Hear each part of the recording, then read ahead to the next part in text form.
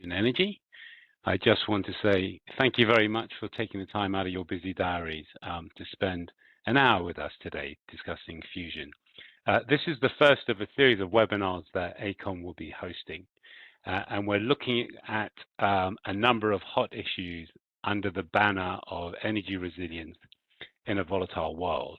We'll be covering ports and energy security in the next webinar, and then we'll also be looking at the soaring power demand that is being generated by data centers and what the implications of that is. But today, it's fusion. I'll be talking for about an hour with our lovely panel. I'll try and save a little bit of time towards the end for about 10 minutes of Q&A. So if you've got any questions, please use the chat function to ask any questions you would like. We're making a recording of this event that we'll share with all participants going forward. Just on the topic of fusion, I'm sure many of you will be aware, fusion is very much the holy grail of energy, and there's been an enormous amount of research on this in this technology done for many decades. But it does feel as though maybe we're reaching an inflection point now. You're beginning to see significant investment coming into the sector, technical achievements being made. You're certainly seeing a lot of CEOs of fusion companies speaking in public events and in the media.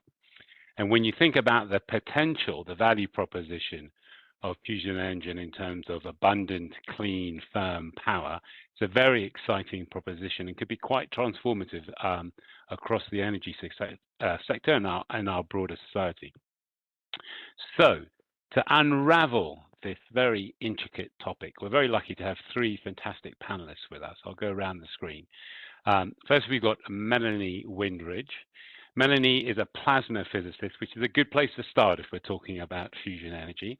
And among her achievements, she set up her own company, Fusion Energy Insights, is the CEO of that, is a co-founder of Fusion X Invest, and then also worked in the sector, including the Fusion Industry Association and Tokamak Energy. We've also got Tristan Denton, who's a director of the Global Trade Association of Fusion Industry Association. And Tristan's been operating in the energy sector for quite a long time. I won't mention how long. We always get a little bit sensitive, but a very experienced colleague of ours. And has also worked at the UK AEA, the United Kingdom Atomic Energy Authority, where he was responsible for the siting for the West Burton Step Fusion project and designing their target operating model. And finally, we have the lovely Ed Day, who is part of AECOM. He's our Director of Strategy and Growth for Energy in Europe and India. I like to think of Ed as our kind of one-man think tank. He always has a thoughtful perspective on loads of issues. He's also an avid paraglider. And just while I touch on this subject of sport, I should also mention that among Melanie's many achievements, she's also climbed Mount Everest. So we're fortunate to have this fantastic panel. So let's get into the conversation. Ed, I just want to kind of throw a very broad question. Why is there so much excitement about fusion energy? What does it promise? I'll start with a very optimistic statement. I mean, what's not to like about fusion and the potential it brings to society? Zero carbon, very little radioactive waste that comes from fusion, vastly safer than fission. The fuel from fusion is abundant, so every nation has access to it. It's not going to be geographically constrained in any one location going forward. And really, in my mind, fusion's quite important because it helps us with a pathway to the sort of projected energy demand that we're going to have by the end of the century. So a lot of projections are putting energy demand tripling. And really, we've got a credible pathway to how to achieve that in a lot of Western countries to get to net zero by 2050.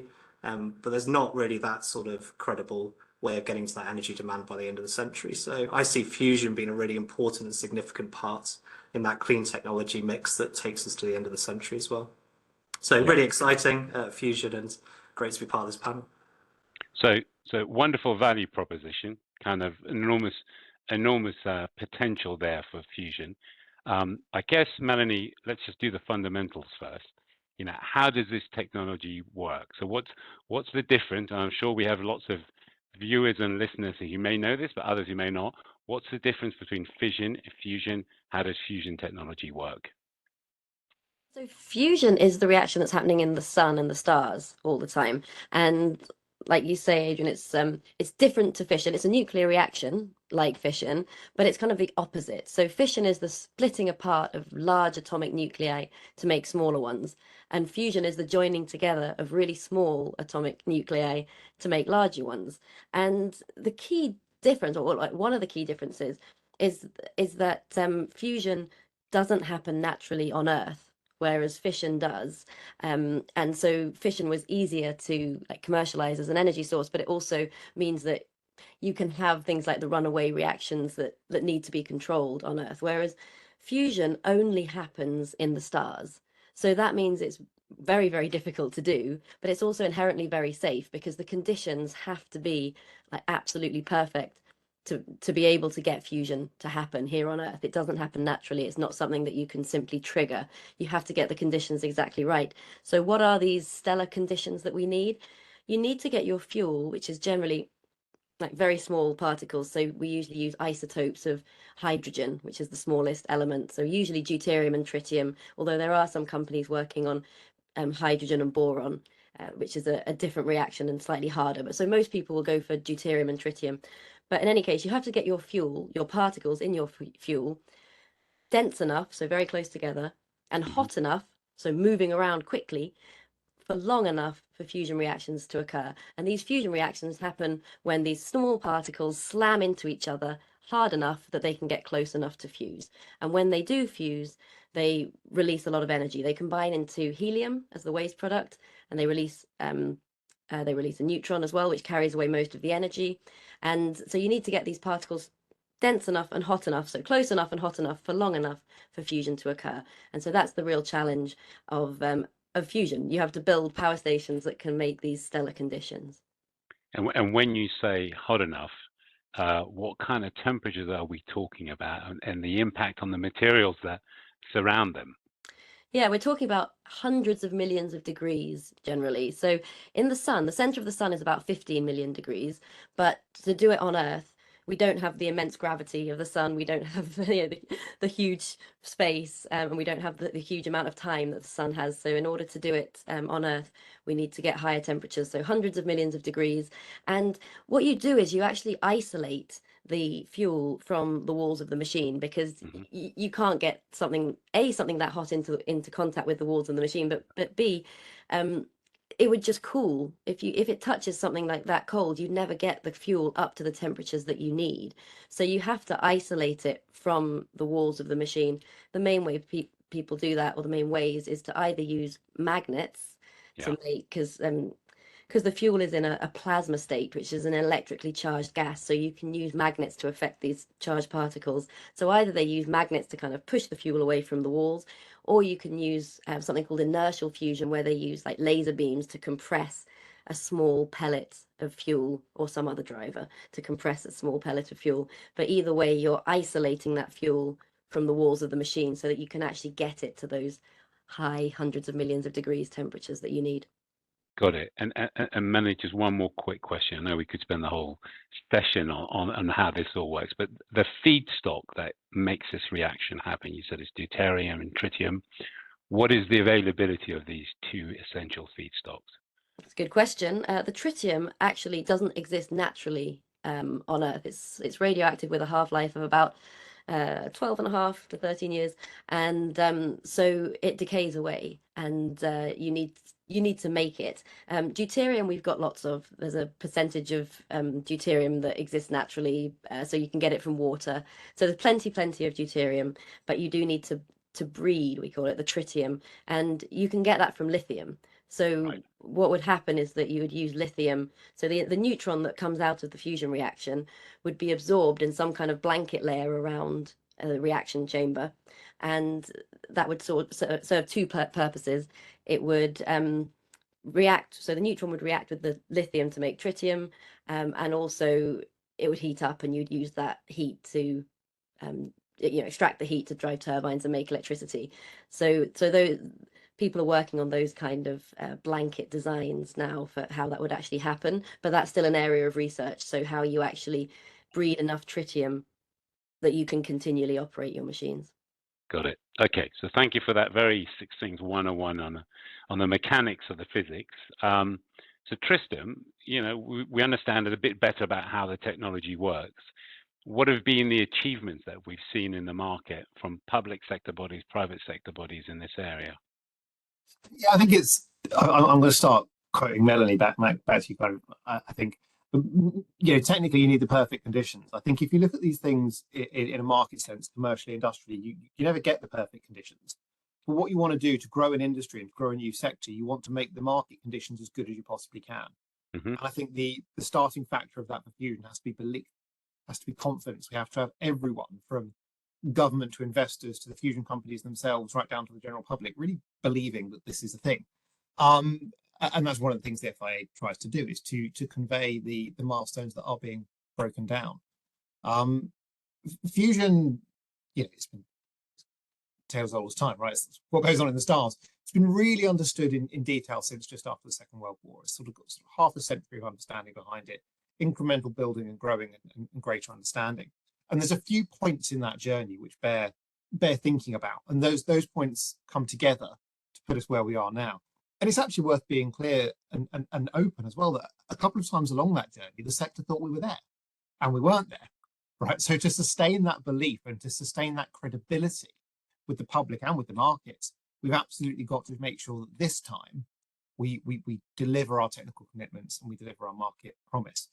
I think that the first thing to talk about is probably JET. The Joint European Tour has been operating in Oxfordshire. There's a lovely fact. I was in my kids' school a while ago doing a talk for the class, and I said to them, where's the hottest place in the solar system? And all these wonderfully bright-eyed children put their hands up and said the sun. And I said, no, it's Oxfordshire. And the teacher at that point looked like she really regretted inviting this guy into her classroom to speak of a position of knowledge. And then I told them what it was. And it's a lovely fact that every now and then the hottest place in the solar system has been Culham.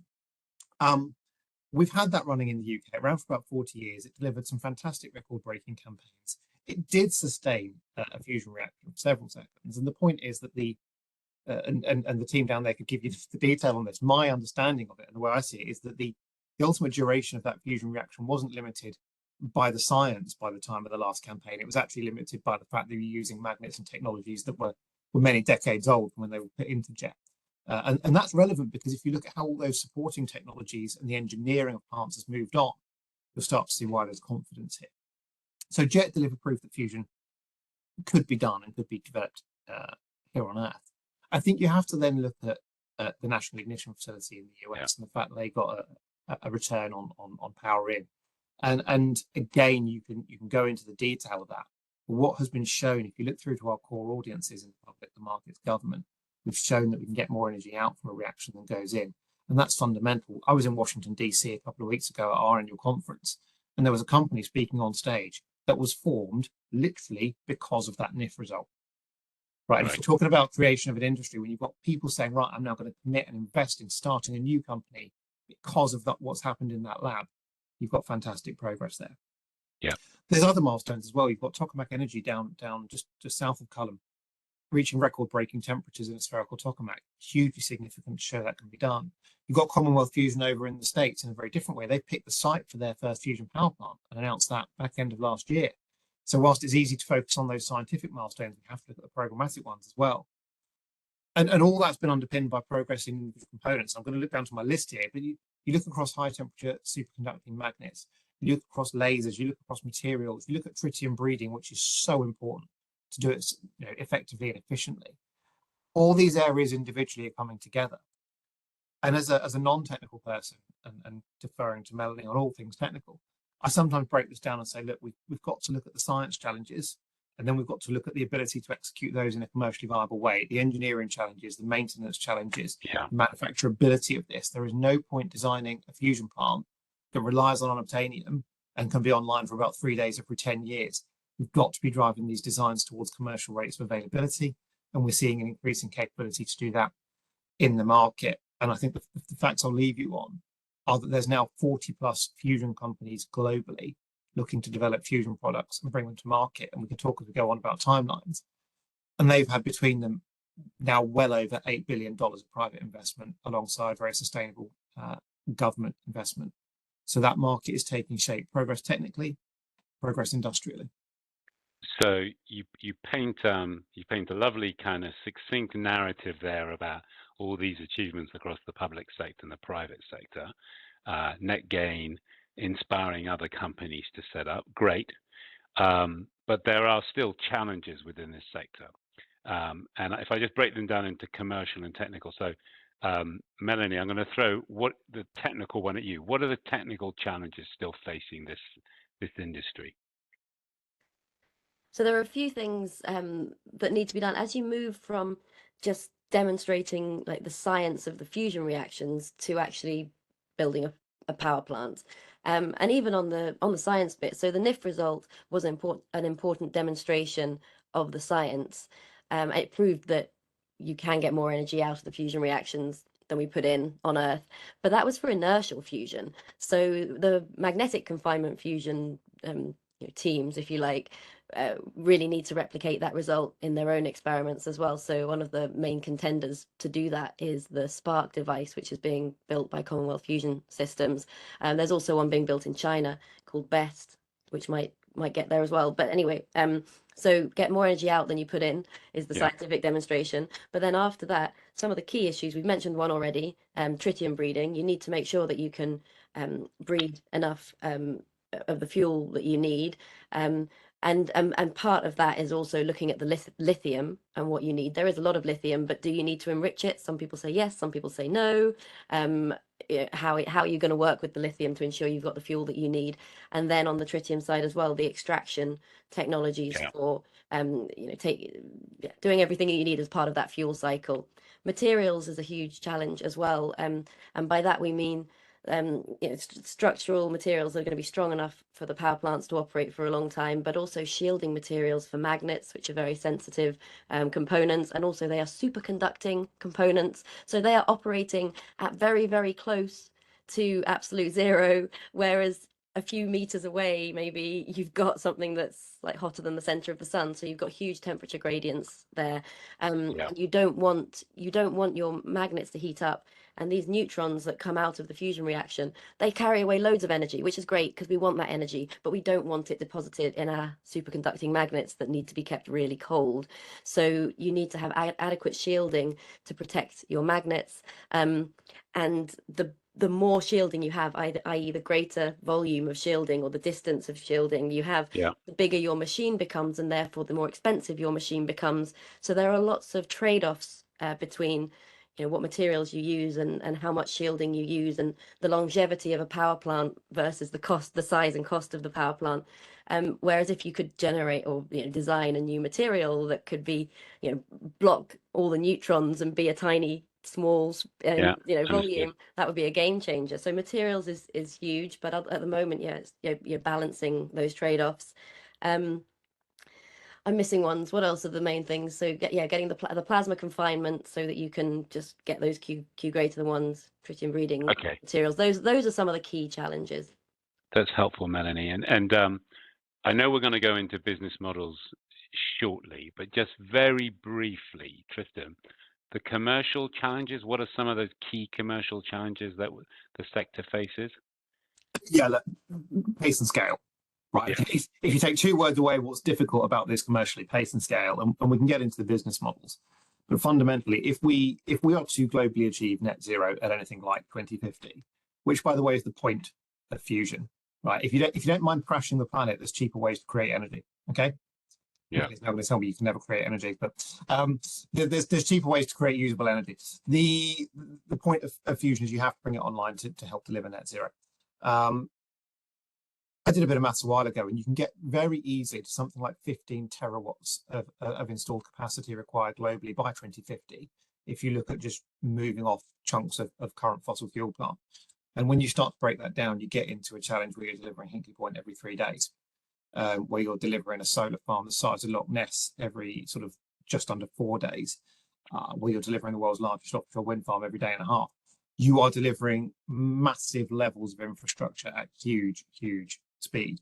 Now that's an opportunity, right? That's a different opportunity for fusion companies, and we shouldn't be shy about recognizing that. Whilst there is a lot of investment required, there is a huge commercial opportunity if you can genuinely provide affordable, sustainable, low carbon generating plant in the next 20 years.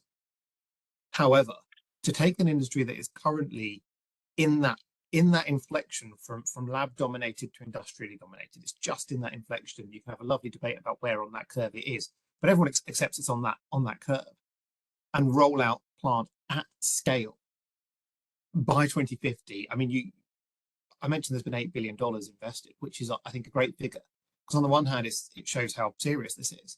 On the other hand, it shows how much further we have to go to be able to get anywhere near the scale of investment, to get anywhere near the scale of manufacturing. And it's not just vertical investment, it's horizontal investment into the supply chain, and it's government time and commitment into all the policy arrangements, which we can come on to. So the challenge and the opportunity for fusion is to play a meaningful role in achieving net zero in the next 25 years. Yeah, no, And on great. that, can I butt in on the funding piece? Because Tris mentions 8 billion, but also it depends. That value depends on how you account for it. So I think the 8 billion comes from the FIA report that you did last year in June, July. Fusion X put out a white paper just last month in February when we did the Fusion X conference in Silicon Valley, and Fusion X has calculated over 12 billion, 12.6 billion. Its account is slightly different for. So that's 12.6 billion in committed funding, so committed equity and non-dilutive funding. And so key differences in the accounting are the Fusion X number includes registered capital in China, which is a big one, big chunk.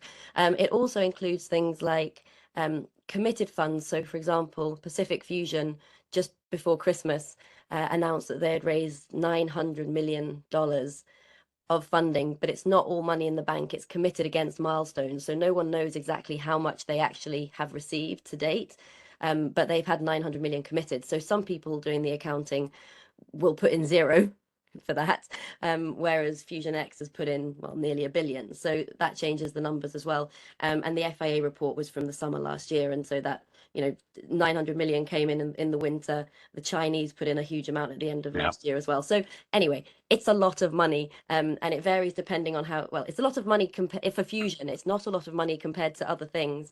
But I suppose the key point there is that the 5-year rolling average is increasing regardless of how you do the accounting. So the amount going into Fusion is increasing.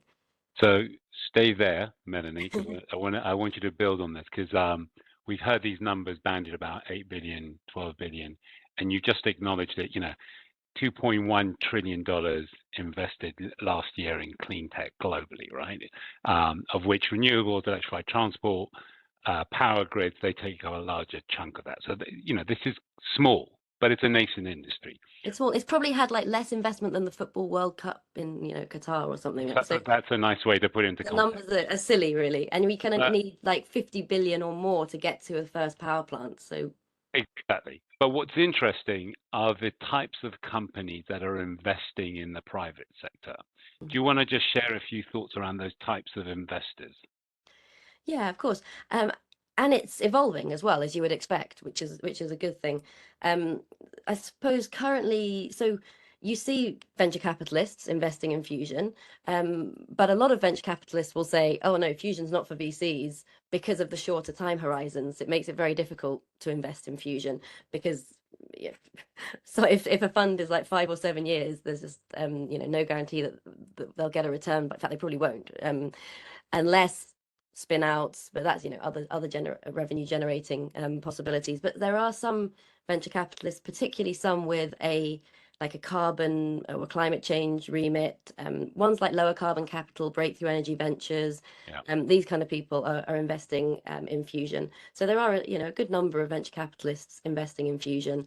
There are also some high net worth individuals, some very well-known ones like Sam Altman investing in Fusion and Helion, Jeff Bezos, Bill Gates through the Breakthrough Energy Ventures. So there are a number of high net worth individuals who've put money into Fusion. It's a high risk, high reward thing. There are some institutional investors, although these are probably in the minority at the moment, but some sovereign wealth funds, some pension funds are sort of dipping their toe into Fusion. But then also, I think what's interesting at the moment is we're seeing increasing numbers of strategic partners coming into Fusion. So energy companies like Eni, they invested in Commonwealth Fusion Systems, like going back to like 2018. They're now doing more. They also just announced a partnership with UK AEA last week on fusion. Yeah, there are strategic partners like that. Chevron have invested in Zap Energy. Google have invested, and the data center people like Microsoft, they're getting more interested in fusion now. And also, like over in Japan, we see a lot of the big like heavyweight industrial companies who, some of them aren't depends which way they're doing it. Some will make like a smaller investment, get to know the team, and then announce a big strategic partnership. And sometimes it's kind of the other way around, like a partnership, and then they get to know them, and then they make a big investment. But either way, you're getting those kind of partnerships now where people see like business opportunities for the, let's say, the development and the driving forward commercialization of fusion. Yeah. And so it might end up being an investment as well as a partnership. It's not just the money, it's also the capabilities to help get there. Yeah, and it's quite an eclectic mix there. You kind of short-term venture capital all the way through to patient capital from sovereign wealth funds. And it's interesting the comments you made about the oil and gas players playing a prominent role in that. So clearly they're attracting the investment, Tris. We talked about business models. I mean, the reality is if you're investing in this technology expecting a massive return on a commercial, fully scaled up fusion power plant, you might be waiting a bit longer. However, there must be reasons why people are investing them for short-term reasons or medium-term. Can you talk about some of those emerging business models? Yeah, I think the business model of fusion, it's a fascinating area. I think I spent a lot of time in fission, and I think one of the things that was really got lost in the first quarter of this century, really, in fission, was understanding of the differences between technology companies, operating companies, and project development companies. And in fission land, they got very sort of muddled and blurred, and that produced a range of results you could do a separate webinar on. But I think the thing that's really clear in fusion at the moment is dominated by technology companies. If you look across our key 40, so FIA, the way our membership works, we've got 40 sort of full members who are fusion companies, then 100 plus supporting members. And that kind of reflects the way this industry is breaking out. Those 40 companies are all broadly looking to bring forward integrated fusion plants, not fusion reactors. We never say reactors, that takes you down to a whole load of language that sort of isn't helpful. Fusion plant, fusion machines, fusion power stations. Within that, some of them are going to take a very classic tech company model, and they're going to license or sell out that technology. And some of them want to build and operate. But like you say, even if we take the most ambitious and aggressive timeframes that are going across that sector, and you say, okay, we're going to genuinely deliver commercial operations in the early 2030s. By the time you roll that out and scale it up, you're talking into the late 2030s, early 2040s before you've got massive fleets of plants out. And as Melanie said, VC isn't looking for that kind of time frame on its return.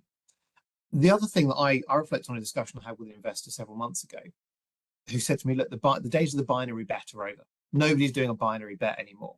And the idea that you can walk into an investment committee and say, hey guys, we're going to save the world, and that produce checks, that's from 15 years ago. Yeah. And I think this is what we're seeing increasingly through fusion. Yes, these companies have a long-term goal. Yes, the real long-term value is in the production at scale of fusion power plant, generating plant. But I think what's fascinating is the number of adjacent markets. If you look at high temperature superconducting magnet technology, it's been driven by fusion as a technology here in the UK. But actually the applications of that are far broader. Look at Tokamak Energy, who spun out TE Magnetics. It's another nearer term revenue stream, which does two things for any boardroom. It means that you've got diverse ways of securing revenue, and you've got a much nearer term revenue potential.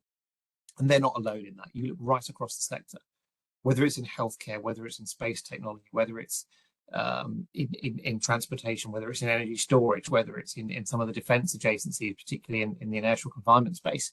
You've got some wonderful other applications of the technologies being developed here.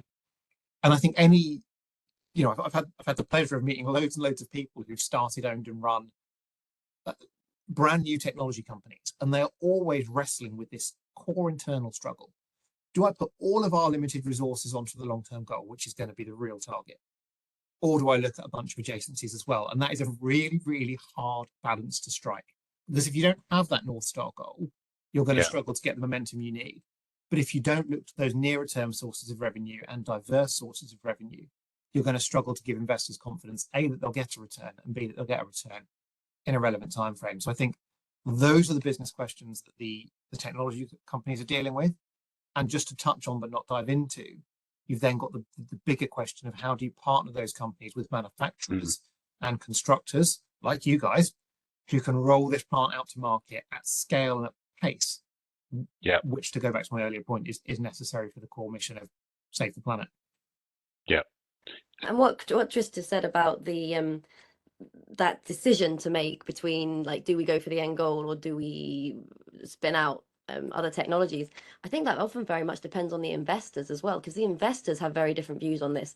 There are some, maybe in the minority, but there are some who are very much for we're doing this for fusion power.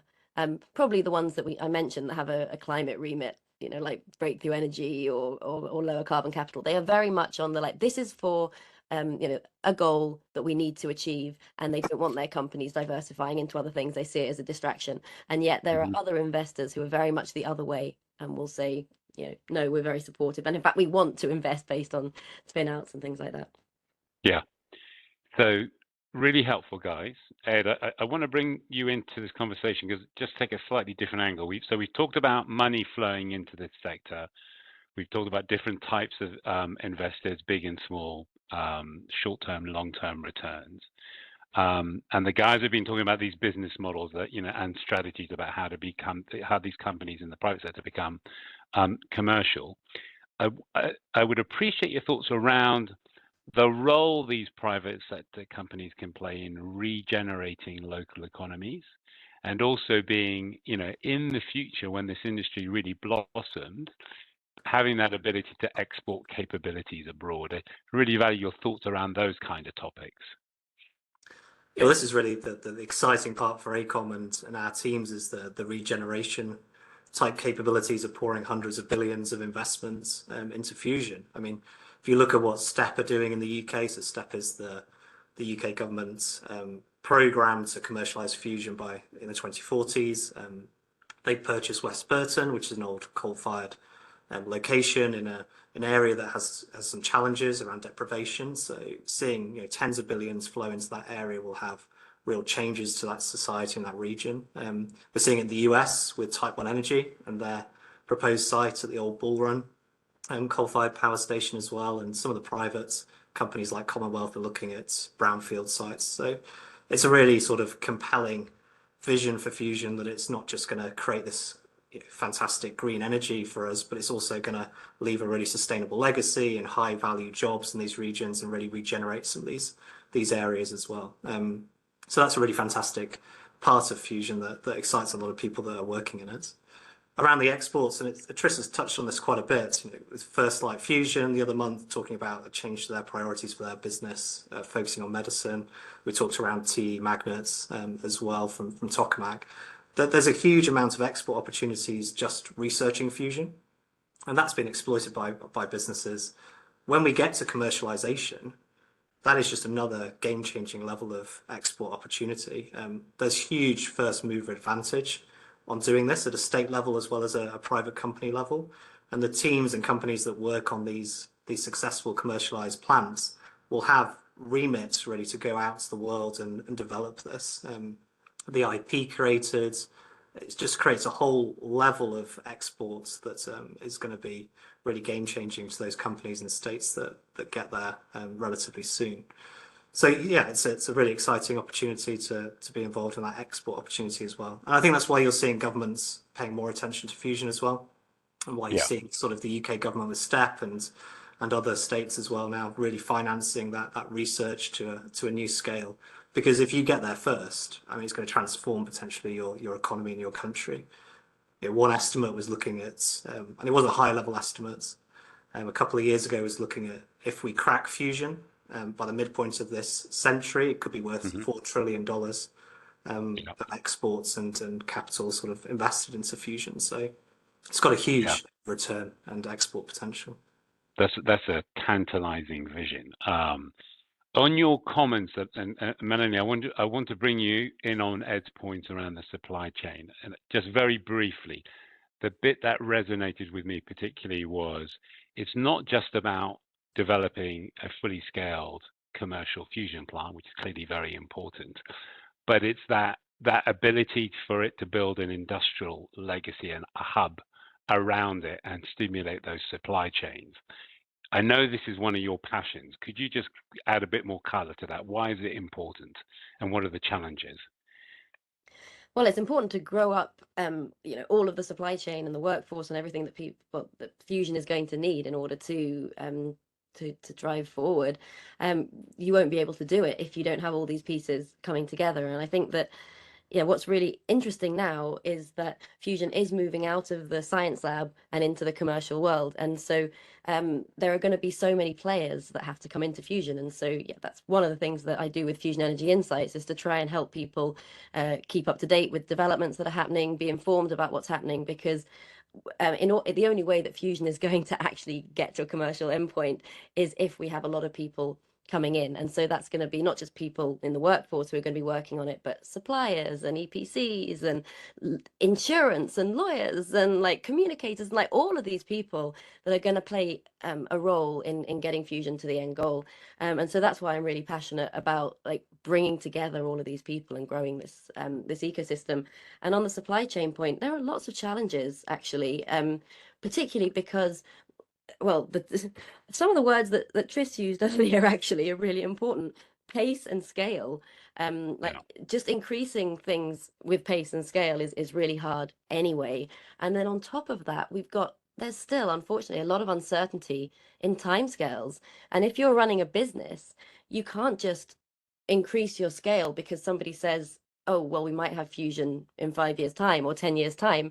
And so there's a lot of uncertainty there, which makes it makes it hard for suppliers to perhaps scale up. There's also things like they might get a big contract now, let's say, while somebody's trying to build a new machine, but then when will the next contract come if they, hire the people and increase their capabilities? But then maybe if there's not another thing being built for another 4 or 5 years, what do they do next?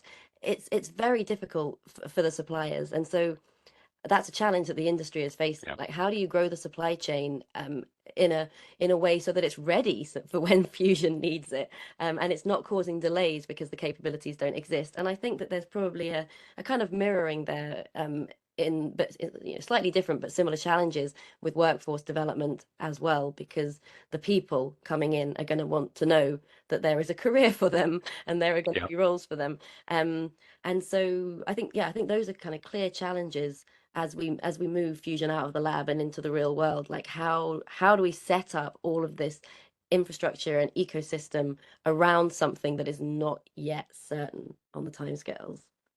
Yep, very comprehensive answer. Thank you. I'm just going to do, I'm probably not supposed to do this, but I will. I'm going to do a shout out for the University of Birmingham, because one of the comments you made about building capability in engineers, University of Birmingham is launching a course where they're going to generate a pipeline of talent of PhD engineers in fusion energy kicking off at the end of this year. So I think it's all that ability to bring in industry, academia, funding to kind of build up that supply chain. And this is something that's key, sorry to jump back in, and maybe we'll talk about it a little bit more towards the end, but the UK has really built that into its strategy now. Like, that is what it's saying. Like, it's got the STEP program, but around that, it's all about building the industry, and they've put a lot of money into the Fusion Futures program, which includes workforce development and supply chain building and all of that, because it all needs to be in place. So well made. I guess the last bit of this jigsaw around business models and funding that we haven't talked about is the regulatory landscape, because I guess if you're an investor, you want stability, certainty in your regulatory framework that you can make long-term investments as well as industry as well. Tris, what's happening with the regulatory landscape for fusion? It is absolutely vital, and I'm gonna push a bit harder. You say you want stability and certainty. Of course you do. But you want stability and certainty with the right answer, right?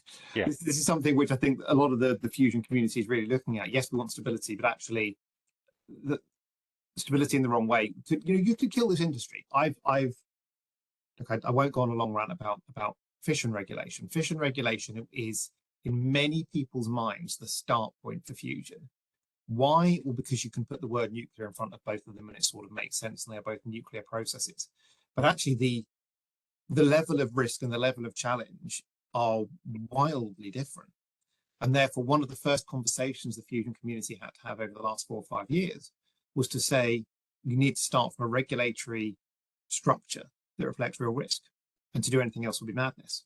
The UK government, the last UK government, did some fantastic work and actually led the way internationally on this. And as a British taxpayer, there's a sort of a very comfortable thing of moaning about government and telling them we want more. And actually, we need to pause and praise them when they do really good things. British government has led the way on saying that we don't believe fusion should be regulated as fission.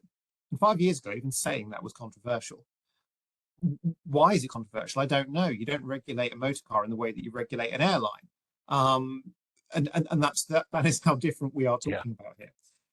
ITER obviously is being regulated on a fission basis. JET has not been. And I think what we are seeing, I'm touching wood on my desk as I say this, is an increasing international consensus that you need regulation appropriate to risk. And that doesn't mean that you lift and shift the fission regulations onto fusion, and that's certainly the case in the UK. Now it gets much more interesting, right? And I was just a couple of weeks ago was at the sort of the kickoff workshop between industry and the regulators in the UK of how do we operationalise that principle. UK government took the decision and enshrined it in legislation a couple of years ago. How do we now create regulatory processes and systems for fusion that are reliable, that are affordable, that can be engaged with, and that deliver what we need? And that's a much more complex, much more geeky, detailed, but probably much more important discussion. And it's back to these principles of early engagement with the regulators, ensuring technology companies can engage the regulator. Because the worst thing you can ever do, and I know that everyone on the call probably knows this and has lived it, the worst thing you can ever do is design a project and then try and whack on a safety case and try and then whack on the regulatory paperwork. You need a safety case informed design, and you need to design it with an eye on the regulatory structures you're likely to put it through. Because if you do that, you can make sure that you're able to provide the information needed, and you can make sure your plant is optimized for deployment. And back to the pace and scale. If we find that we're going through jurisdiction by jurisdiction, bespoke regulatory processes, which require bespoke design changes, which require changes to the manufacturing pipeline, you're never achieving pace and scale, and frankly, probably never achieving anything. So I think this is where we're at. All the signs are good. The whole world is not necessarily in unison yet, but I think there is increasing gravity around the argument that says there should be regulation proportionate to risk. We now move into that detailed phase of working out the exact processes that the industry will go through. And I'm going to jump very quickly because you'll cut me off for time on a couple of the things that have come up that I think are fascinating. Melanie points to mobilising the whole industry, and she's dead right. Okay, and I work for an organisation which is funded largely by Fusion Prime, so I hope I have a job in an hour and a half. The point is we can't just leave it to these technology companies to do it on their own and then assume that industry can just pop in later. There's got to be an absolute tight link here between every level of the supply chain and government and regulators and financiers and those technology primes. And it's only by doing that we achieve the scale that we need. And Ed talked about developing communities. And I think in a previous job, I bought West Burton for UK government. And I think one of the most fantastic experiences I had in that process was going through across, I think you probably say there were 15 sites in that process. And I went and did town hall meetings in, right? Real sort of nitty gritty public engagement, rainy Tuesday night in a polo shirt in a town hall. And what blew me away was the level of positivity. I wasn't facing concern. I wasn't facing NIMBYism. I faced really intelligent, legitimate questions about who we were and what we were planning to do. But when you explain the story of fusion, when you explain the safety story, when you explain the waste story, and when you explain where we are on climate change, the overwhelming answer I got from the overwhelming number of communities I visited was, we're on the right side of history. And if we can create long-term, well-paid, rewarding, engaging jobs, then we were really, really welcome. And I think that bodes incredibly well for the fusion sector as we spread out beyond our traditional heartlands. Lovely. I almost feel as though you were making a speech there, Tristan, but it was very I won't do that again. it was very compelling. So I want to build on what you talked about, heartlands, and I don't want to be accused of being parochial or an isolationist. I want us to step out of our UK bubble. I'd like to get a feel of like what's happening in other regions. So, Mel, briefly, literally a minute or two, what are the big trends we're seeing in fusion in the US that you would highlight for our audience? So in the US, a lot of the progress is being driven by the private fusion companies because there are so many private fusion companies in the US. Like most of the private fusion companies are American, and so they are, yeah, they're kind of driving things there. The government is behind fusion. So back in 2022, they announced their bold decadal vision that they want to make a fusion power plant. But we're a few years into that now, and if I may say so, I don't believe that the funding is matching the ambition. They did announce a public-private partnership program, which is a good one. It's a milestone-based public-private partnership program. It's the same, let's say, style of program that launched SpaceX. It was funded through NASA, and so I think there's a lot of potential there, and it has been helpful because it's sort of almost peer reviewed, a number. It's picked out like 8 private fusion companies that are like verified, if you like, by the US that they're supporting, but it hasn't had enough funding yet. So wait and see if that steps up. So those are the main things that are going on in the US. To go back to the regulation point, the US have announced that they will regulate fission separately, fusion separately from fission as well, which is really great news. But yeah, the sector is really being driven by the private developers in that country. Brilliant, thank you. And then Tristan, I mean, obviously China always comes into the mix because of the sheer scale of resources they can deploy and very focused. And I think you mentioned in the past to me Japan. Your thoughts on China and Japan, and I don't know if there's other parts of Asia that you want to reference. 2 minutes, please. Yeah, I mean, I think they're both really interesting. I think to boil it down slightly, with Japan, it's worth looking at J-Fusion, our friends and partners in J-Fusion, and what they're doing. They're a brilliant organization that are looking to bring together the fusion mission in Japan. And I think what I think is probably most telling as a single thing is if you look at the range of organizations involved with J-Fusion, you bring together scientific organizations, you bring together fusion startups. I mean, there's a fantastic one, Kyoto Fusioneering, that's got UK and Japan presence. But it also brings together that real core of Japanese heavy industry. And I worked for Hitachi for many years in a past life. And there are some truly fantastic companies out there with fantastic manufacturing and bespoke manufacturing capability. And pace and scale is something those guys do really well. But I think what you've got in Japan is a coming together, not just of the fusion companies, but of broader industry. And I think if you look at the track record of Japanese industry to really move on things, that's incredibly exciting. China, we know slightly less, and as FIA, we represent privately funded companies only. We don't represent sort of government-funded companies, and therefore our work with China is slightly different. I think the thing that's really interesting there is how you're going to see a level of healthy competition between China and the US to develop products. And I think what that could lead to potentially is a really interesting alignment between places like the US, Europe, the UK, Australia, Japan, other areas, New Zealand, it's got startups, on how they can divide the challenge of fusion between them, share knowledge, and make sure they're not duplicating. And I think the next 3 or 4 years are going to be a fascinating time to see how geopolitics and fusion overlap. And whilst, of course, whenever you talk geopolitics, you can be concerned, actually what you could see is a really healthy growth of race to do best and race to bring fusion forward, which I think if you take a whole planet view is probably quite a good thing. Yeah, brilliant. I have one more question for all 3 of you, and then I'm going to just pop a few questions from the audience. And we're getting some very nice questions from the audience. If you have any more, please put them into the chat. But just one question for the 3 of you, and Ed, I'd like you to kick it off. I'm hearing pros and cons, opportunity and challenges, a nascent sector with all the challenges, but enormous potential.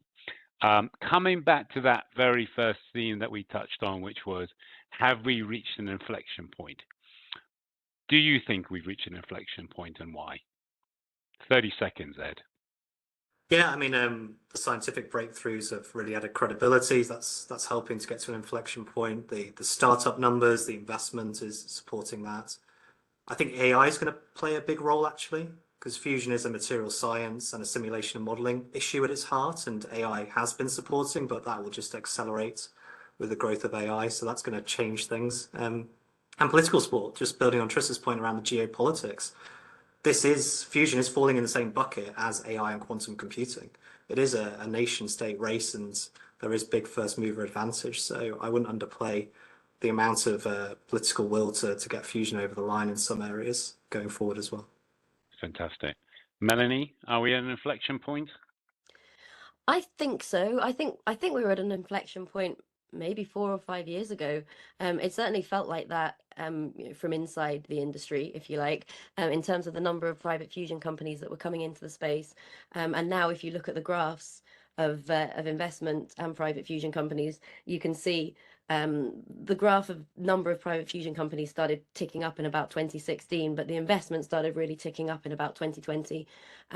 So since 2020, with increased investment, you've got more government paying attention. Then the regulatory framework started following. So all of those things have been happening since 2020, and so I think we will just see that continue to increase, I hope. Fantastic. And Tristan? 100%. Two comments. Number one, the need is screamingly clear.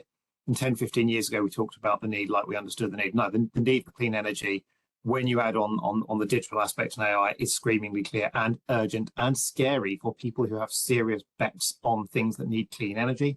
Second point on that is nobody's talking about the science anymore. I walk around this industry, people are talking about the regulation, the engineering, the investment. This is now serious. Yep. Okay. Questions from the audience. Some of these are a bit tricky, so I'm just going to flick them out to you.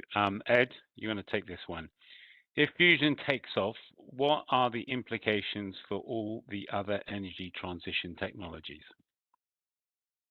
Okay, so one of my remits in my role is to look after the renewable space. So I can imagine that in reality, if fusion really does get commercialized and we see lots of different products, big scale tokamaks through to small scale sort of compact plants like Helion are looking for, then actually it'll displace a lot of the renewables in the long term, but there will be a period where they sit alongside each other. I suppose fusion will support hydrogen production and make electrolysis a lot more cost effective, which will be a good thing. And then I suppose direct air capture, that becomes more economically viable. So we have another sort of string to aid the sort of net zero ambitions towards 2050 and beyond. So yeah, there'll be a period where we sit alongside, but if fusion really does deliver what it promises, then it will displace a lot of other renewable technologies in the long term. Great, thank you. Melanie, this is kind of a rehash of some of the comments that you all made around regional trends. But in the global race of fusion, which countries do you see succeeding in commercially and scaling up fusion power first, and why? The ones that succeed are the ones that put the money in. I think there's a lot that needs to be done in terms of growing capabilities, in terms of supporting the private fusion companies to get them over the valley of death. It's hundreds of millions of dollars, pounds, euros, whatever currency you like, to make let's say a demonstrator device that will get past energy break even. That's a big step for companies who are funded from like venture capital. So a lot of them have challenged to raise those hundreds of millions. And then beyond that, you'll still need to develop a power plant first of a kind. It's going to be really challenging. It's going to take a lot of public support, and it's going to take partnerships as well, but the government has to be really behind it, and it's going to take money, and the ones that get there first are going to be the ones that invest in it. Fantastic. I've got another one I'm going to throw at you, Mel, because it's one that a physicist is well positioned to answer. Oh goodness. Is cold fusion pure science fiction? There you go. Okay, interesting question. I don't think I'm not going to say anything is pure science fiction. A lot of people think hot fusion is pure science fiction, and like we're in the business of doing impossible things, and that's what scientists do every day. I would say that there was back in when was it, 1989, there was a big furore about Yeah. cold fusion, and the results then were widely discredited. People couldn't replicate the results, and so yeah, cold fusion wasn't a thing back then. People are still researching it though. It's now called LENR, low energy nuclear reactions. We don't know. What I think is interesting about cold fusion is that if it works, it's not just about fusion, although it would obviously be like much easier if you could do it at room temperature and not at hundreds of millions of degrees, but it actually fundamentally will change some of our theories like on physics or our outlooks on physics, because basically you've got to get across this repulsive force that keeps these particles away from each other. So how are they doing that in cold fusion? So it will bring up lots of physics questions, shall we say. So I'm if you can fund it, I'm totally open to like all blue sky research. Yeah. It's very interesting. It's not the way I would choose to make a fusion power plant right now. It's still like way behind. So let's do fusion power plants the hot way, and if in the meantime somebody figures out something interesting in the science labs, we can look into that at the right time. Very good. Another question here. And Tristan, I'm going to throw this at you. What are the latest advancements in fusion energy, and what are the implications? The latest advancement, we talked about National Ignition Facility and getting break even. I think that's a phenomenal advancement. I think one of the things that I think is really interesting is the breadth of fusion technologies across our membership right now. Tokamaks have been understood for a comparatively long time. Spherical tokamaks are meant to make those more efficient. Stellarators are increasingly a way. A very dear friend of mine, I texted him and said, "Tell me the difference between a tokamak and a stellarator." And he was a tokamak guy, and he said, "We've got simple engineering and complex physics. They've got simple physics and complex engineering." And I think the fact that stellarators are now becoming far closer to the mainstream of the sector is really, really interesting. I think some of the stuff in inertial confinement fusion is fascinating. And I think there's a lovely parallel there. If you look back to the fission industry and how we got drawn into large-scale light water reactors, and now you've got the advanced modular reactor sort of wave coming in. And a lot of people in AMR space are saying actually they should have been done 30, 40 years ago. I think fusion's got a very nice opportunity here, not just to pick a technology, but to bring forward several. And the number of the new fusion startups that are not in tokamak technologies, I think is a really interesting thing to keep an eye on as the sector grows. And can I just have a little shout out? Fusion Energy Insights just put out the end of last week, a sort of deep dive into stellarators and Proxima Fusion's recent news. That they've just put out a peer-reviewed paper that goes through their whole design for a stellarator, which is really interesting news for the sector, because it would be stellarators, would be easier to operate if you could do them. So if people are interested, they can take a look at our blog. Thank you, Melanie. There are a few more questions, but I hate rushing the end of the webinar. So apologies to our colleagues who sent in those questions. We'll respond to them afterwards. Before I do the wrapping up, I'd like you guys to restrain yourselves to 30 seconds, right? And the question I have for you is, what should be the focal point for the fusion sector over the next 12 months? And I'm just going to go around the screen. If you can just say your response to that in 30 seconds. So I'm going to start with Melanie first.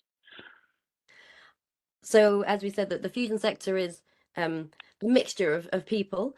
So I don't think there's like one thing, but I think everyone should focus on two things. Keep delivering on whatever your piece of the puzzle is, because we're all contributing. So keep delivering on whatever your bit is, and keep aligning. So we all need to make sure that we're pushing in the right direction when we're doing our little bits. So that's what I do say. Keep delivering, keep aligning.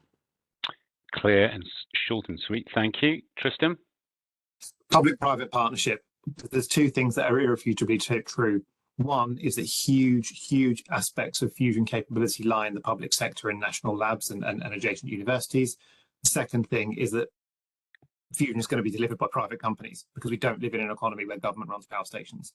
Public-private partnership to get the capability from here, match with the companies from here. That makes fusion happen. Fantastic. And Ed?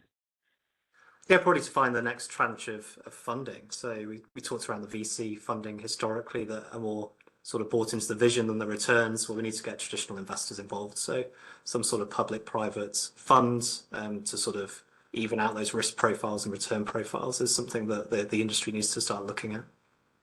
Fantastic, thank you. So I just wanted to say, firstly and most importantly, a huge thank you to Melanie, Tristan, and Ed. I found the conversation fascinating, and I'm sure that our listeners did as well. And a big thank you to all our listeners who tuned in to watch this. And like I said, we'll share the recording of this afterwards, and please share it with other like-minded colleagues of yours who weren't able to listen to this webcast. If I have just a few takeaways, and there are so many, but the bits that resonated with me, yes, we are at an inflection point. That doesn't mean that the timeline to commerciality is any closer, but it does feel as though we've made significant achievements technically and commercially. Secret to success is pace and scale. I thought there were really interesting comments about the strategies for the private sector between short-term strategies that deliver returns for eager investors, and then also the balancing that with a long-term aspiration of delivering a commercial fusion plant sooner. Regulation being really important, and again, it's about being an enabler, and it needs not. We must avoid it being bespoke and kinning off the sector. And I think on the last one, which given all the stuff we're seeing in geopolitics around us day by day, be on the right side of history. And I think the fusion sector is definitely on the right side of that divide, which is brilliant. So thank you very much, everybody, for tuning in. Thank you again to our panelists, to our audience. We'll share the recording. Have a lovely day, and I look forward to joining you for our next webinar. Thank you. Goodbye, everybody. Thanks, everyone. Bye-bye. Thank you. Bye-bye.